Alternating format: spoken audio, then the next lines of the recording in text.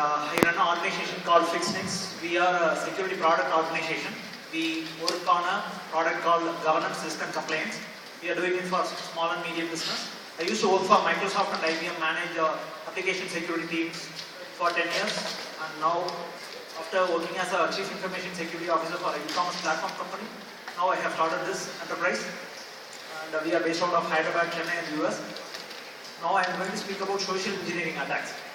This is the same talk what I have shared with the cyber forensics team here in Chennai, the government of Tamil Nadu. So probably I will share some bit of knowledge. Probably all of you can go empowered end of day how you can use social media to attack somebody.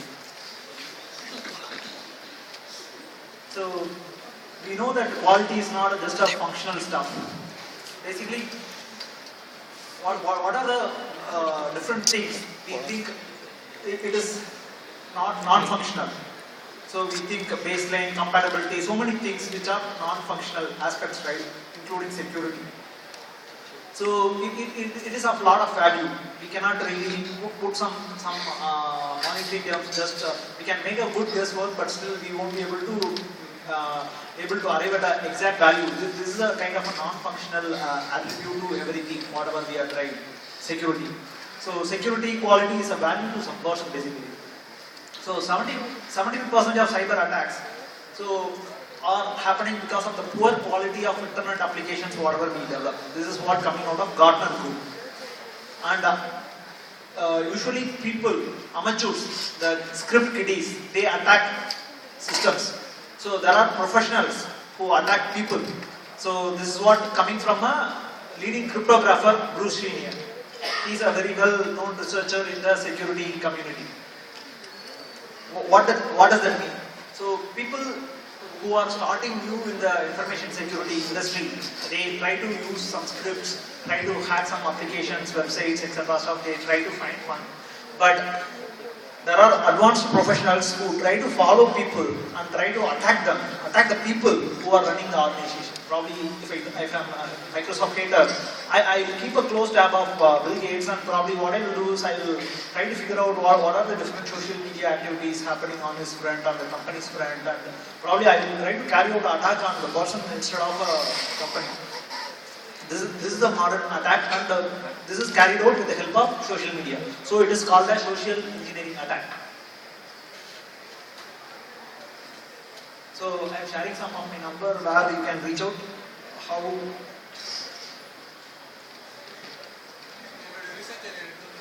Basically, it is supposed to manipulate some person. Basically, they are called as target. Here, the target is a person. So we need to obtain some information, get some information from them, and make them take some action, and get some information which they are not supposed to share. We can do social engineering attacks based on these different techniques: pretexting, diversion theft, phishing, wishing, baiting, quid pro quo. So what are these? Pretexting means, so on the pretext of something else, we try to gather some more information. Probably I am sending a LinkedIn request to somebody and try to collect some, become part of somebody's network, where on the pretext of professional networking, I am trying to collect the information what these days are working. Probably now I am building a GRC product, security product. I know there is a competitor who is also working on a similar thing. What I can do is I can go network with that particular CEO of the company, where I can know what are the kind of clients these days trying to network with. On the pretext of professional networking, I can go just network with that guy, but end of the day what I am doing is some social engineering attack. Diversion theft. So diversion theft, I think my previous speaker has spoke about it, where people try to mislead and take them to wrong site and collect information and divert their attention, and end of the day they get hold of a big part of the personal information of the particular person. And phishing. Phishing is nothing but the different sort of mails what we get to see these days on the kind of similar manner what banks or even big reputed financial institutions send. Basically, what these big financial institutions do is they maintain their mailers and they outsource these kind of activities to different agencies. When some of the guy who is working for those kind of agencies leak out that particular set of mail IDs, so somebody who is getting hold of all of the mail IDs of a customer for a bank like HSBC, which is a reputed bank, and when there is somebody else who is trying to create a similar mailer, which is on the complete same formatting, look-alike HSBC's regular communication, customer communication mailer, saying that there is some new offer, go to this particular site and probably it may look even like HSBC itself. I think my previous speakers have really done it. So, which is nothing but phishing. Taking somebody to a site which they are not really targeting. And phishing may be a new jargon, probably I'll try to help you guys understand the phishing attack. So phishing means probably on the pretext of communicating with you, pretending that I am from so and so company, I try to gather some information over phone. So I get hold of all the customer contact information of ICICI Bank. So what I'm going to do is I'm going to give it to an attacker based in somewhere outside India. That guy can set up a real telephony network as like the call is originating from India, and he may be even an Indian basically sitting outside India end of the day, so that he won't get caught under our COPS eyes. And what he will be doing, he may be able to easily initiate calls saying that they are calling from so and so bank, ICICI Bank, and this call is with respect to updating some information in their personal profile, probably include the mobile banking. Some on the pretext of something else, they will try to call, and probably if they are not able to get many scapegoats, at least they will get some 8 out of 10 they will be able to make success, because people believe that when somebody is able to give a lot of personal information with respect to somebody, they will be able to believe that okay, this is a call really originally coming from the real bank itself. So what we usually don't do is we don't verify the authenticity of the other person, even whoever is speaking to us over phone. So we try to share out a lot of information even over phone, like how we get misled through sites on phishing and go to some other site which we are not interested in sharing our personal information. Phishing is like sharing a lot of information over phone. And baiting. It's about Trojan horse. A lot of my security colleagues may be knowing, but those who are not from security industry, Trojan horse is some kind of attack where we are letting somebody go sit inside their code. It's like we can have a software which can go sit inside somebody else's machine, which is going to process a lot of information about their particular activities, whatever they are carrying out. It is a very well-known attack, and probably we can easily carry it out. Why are we talking about Trojan horse here in social engineering attackers? Trojan horse is one of the very famous attack where probably we get to see a lot of times on our Facebook status saying that you go click this from all our friends, which may be a kind of suspicious link, which they might not have really intended.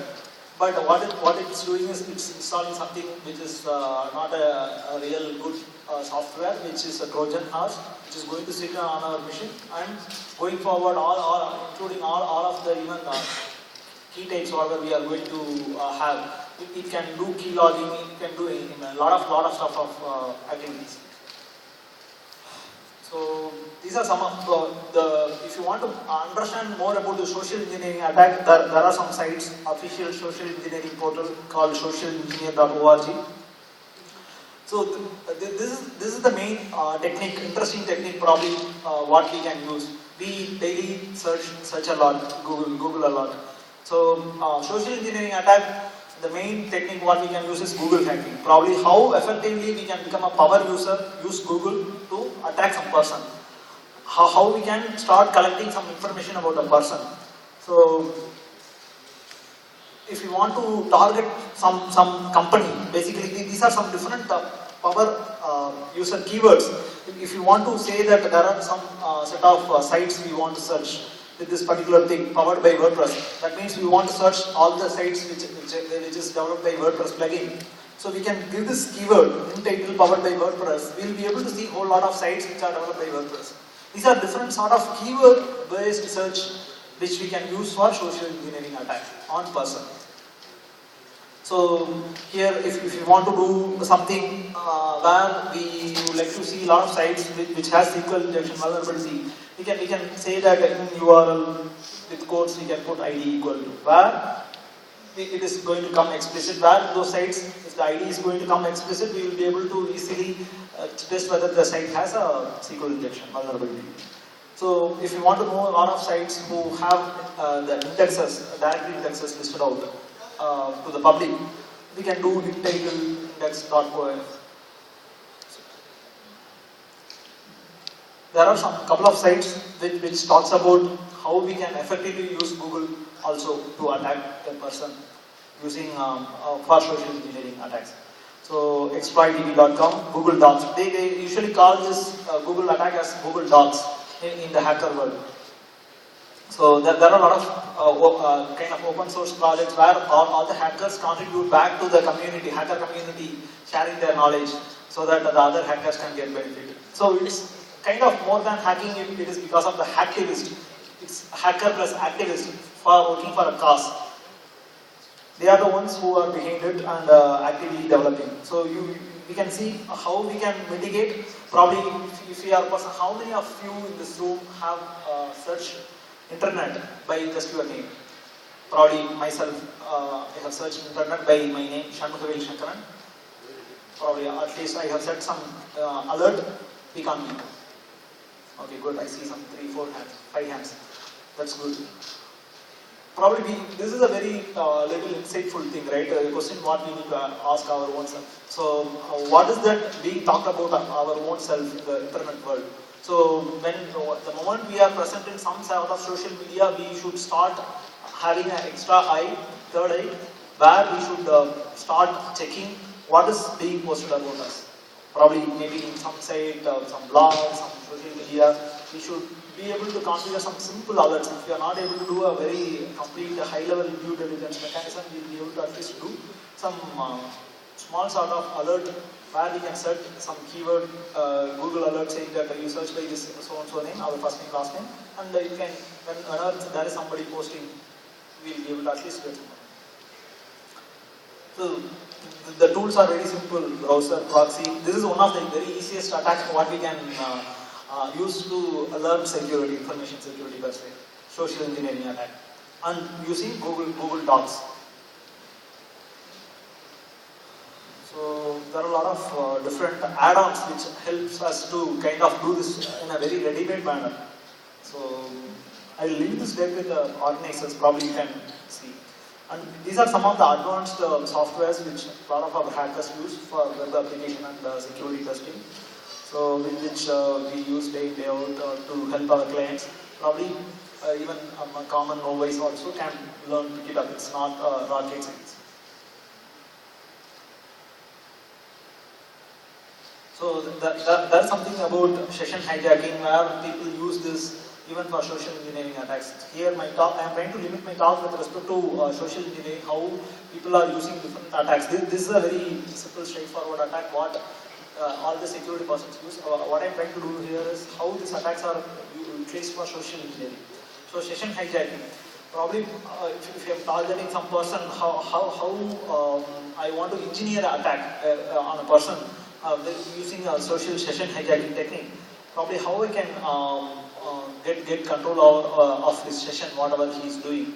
Probably if it is an intranet, he is a co-employee, probably I can send a link through an instant messenger or something like that, where I can put something malicious through which I can take over the control. There are so many lot of tools, open source and even hacker tools available where we will be able to get the session information about whatever different things they are browsing.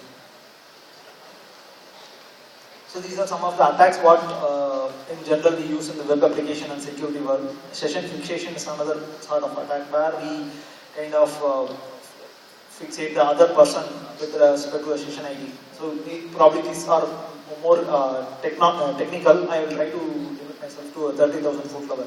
So brute force is another thing where we will try to attack on particular person's profile, get the profile information of a person by if they haven't put their personal information on a site where the password can be cracked by a brute force attack.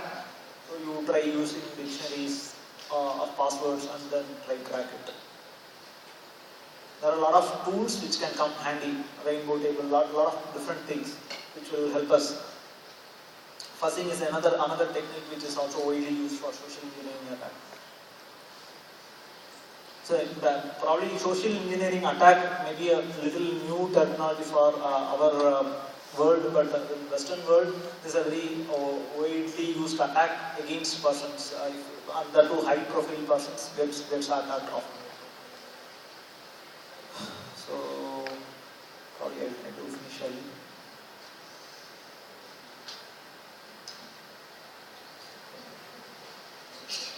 Email injection, I think I just spoke. So if I want to kind of attack some sort of organization and the person's working for the organization, I can send a common mail which is saying that there is some e-commerce site which is providing some offer at this rate, and when they try to click that, probably end of the day the real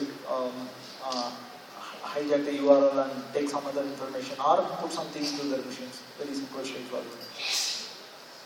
And tampering of parameters.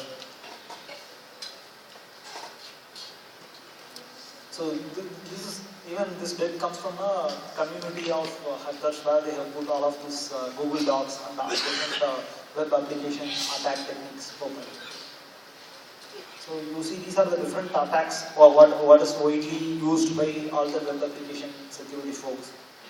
So we need to understand the different sort of attacks carried out on web applications, because that's how people are trying to get hold of our personal information. So directory traversal, SQL injection, cross-scripting, RFA request for information. So in fact, this is the information status report submitted by White Hat Security. What are the top variety of attacks carried out in the web application world? And if still people have belief on this OWASP, so now it's I have directly worked under this guy who have founded OWASP, Mark Murphy, in Microsoft. He was the one who founded Open Web Application Security Project. So now it is so much commoditized. All the security companies, consulting companies are using this as one another brand to sell their products, saying that our product can complain or help you find out all the list of vulnerabilities, which is top 10 OWASP. So though it is not very community-centric OWASP standards, still whatever ratings they come across every year will give you a good insight on the top sort of attacks, what's carried out in the web application security world. So these are some of the scanners. So in fact, there are scanners which are open source, like IronWasp, which is India developed. There are developers out of India who have developed. So we can use that.